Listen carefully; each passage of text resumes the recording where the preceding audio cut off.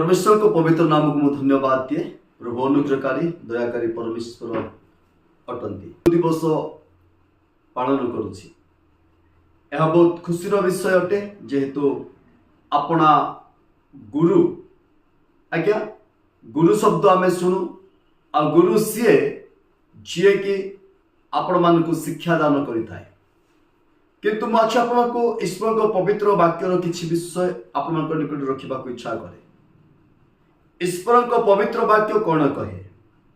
वास्तव में आज को 2024 वर्ष पूर्वे जब प्रभु यीशु ख्रीष्ट ए जगत मध्य मनुष्य रूप धारण कले और ए जगत मध्य आसिले और शिष्य मान सहित लोकों सहित रहिले तत्पर से क्रूसीय मृत्यु कले।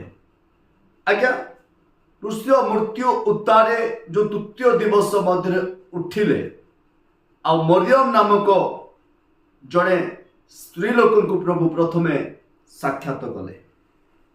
ठीक जब प्रभु यीशु ख्रीष्ट साक्षात करुछन्ते आ ताको मध्यरे गोटे कथा एपरि गोटे शब्द आसुछि जहाँकि आप माने पठन करि पारिबे।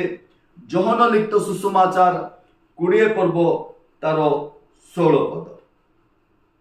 आज्ञा लेखा जाए यीशु ताहाको कहिले मरियम से भूली पड़ी एब्री भाषा ताहाको कहिले रब्बुनी अर्थात हे गुरु। देखो आम ईशान मध्य ईश्वर को पवित्र वाक्य को आम देखु जब प्रभु यीशु ख्रीष्ट पुनरुत्थित हेले आ पुनरुत्थित है सर्वप्रथमे गोटे नारी को से दर्शन माध्यम देखा जाउछंती साक्षात करुछंती और से समय से नारी क्रंदन बा रंदन करुछंती। कांदुथिबा समय मध्य प्रभु यीशु ख्रीष्ट ताको डाकुछंती मरियम और से भूली पड़ी कहते रब्बुनी अर्थात हे गुरु। वास्तव में आज आपण को जीवन गुरु किए? गोटे ख्रीष्टीय जीवन मध्य कौन गुरु रहिबा आवश्यक कि? बाइबल अति स्पष्ट भाव में कहे दिनकर समय मध्य प्रभु यीशु ख्रीष्ट आज्ञा से स्वयं एपरि कहिले जहाँकि आपण माथ्यू लिखित सुसमाचार तार 23 पर्व तार 8 पद मध्य जो आप देखिपारे। किंतु तुम माने गुरु बोली संबोधित हुआ नाई कारण तुम मानकर गुरु जड़े पुणी तुम्हें समस्ते भाई। आज्ञा ए जगत मध्य ए जो धरापृष्ठ मध्य आपना को गुरु बोली संबोधित करंतु नाही। आमे समस्ते भाई भाई किंतु मंडली मध्य गोटे गुरुत्वपूर्ण शिक्षा रही जहा कि ईश्वर को पवित्र वाक्य कहे 5 प्रकार सेवा कार्य मध्य गोटे सेवा कार्य रही शिक्षकों सेवा कार्य बा शिक्षा दान देवार सेवा कार्य। मोर प्रिय उपस्थित परिवार जो माने आपण मानक ईश्वर पवित्र वाक्य को शिक्षा दौरान विशेष करके आपण मानक अंधकार ठारो आलोक मध्य को आणुछंती एपरी व्यक्ति निकट एपरी शिक्षक निकट जाए ईश्वर वाक्य को शिक्षा लाभ कर। देखंतु ए जो जागतिक जीवन मध्य ए जो जगतमय जीवन मध्य आमे विभिन्न प्रकार आमे शिक्षा पाउछु। ये तो डॉक्टर शिक्षा पाए, ये तो इंजीनियर शिक्षा पाए, ये तो वैज्ञानिक शिक्षा पाए। आज्ञा विभिन्न प्रकार से माने शिक्षा लाभ करुछंती आ शिक्षा पाउछंती। जड़े शिक्षा पाइला परे हुए तो डॉक्टर हो पारे, जड़े शिक्षा पाइला परे इंजीनियर हो पारे।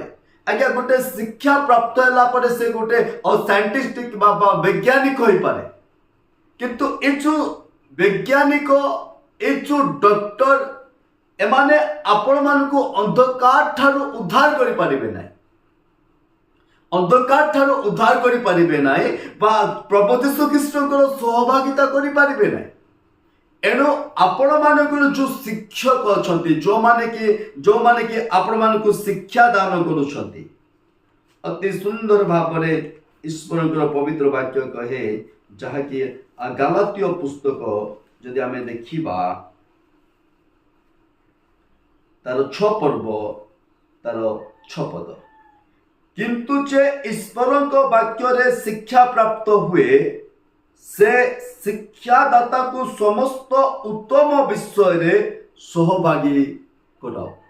मोर प्रिय उपस्थित परिवार मुझे आगुरी भी कही शिक्षादाता जदि आपण मानक गोटे उज्जवल भविष्य जदि आपण मानक कई जदि प्रार्थना करुछंती आपण को जदि कई अंधकार ठारू आलोक मध्य को आणुछंती आपण को कई जदि ईश्वरकर राज्यर विषय कहते आपण को कई जदि परमेश्वर निगूढ़ तत्व विषय आपण प्रकाश करुछंती जे कि आपणकर पवित्रता जीवन निमंते जे कि आपणकर धार्मिकता जीवन निमंते जे कि आपण मानकर आपण माने जेपर ईश्वरकर राज्यर अधिकारी पारिबे एतत् विषय ने आपण शिक्षा दान करुछंती आज्ञा एपरि शिक्षादाता को उत्तम विषय रे सहभागिता करा।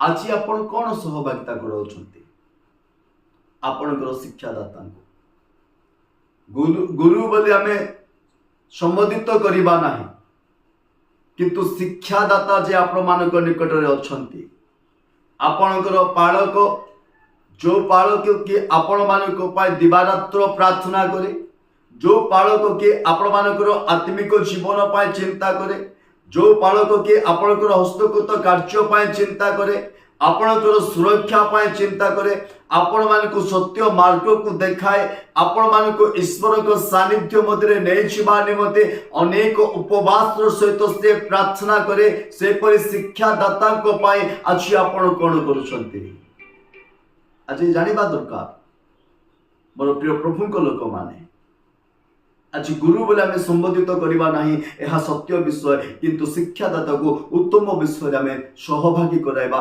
यह ईश्वर को पवित्र वाक्य कहे जदि आप माने उत्तमता विषय सहभागिता कराइबे उत्तम विषय सहभागिता कराइबे ताले परमेश्वर आपण को मते आशीर्वाद करिवे प्रभु वाक्य द्वारा आपण को मते आशीर्वाद करंतु।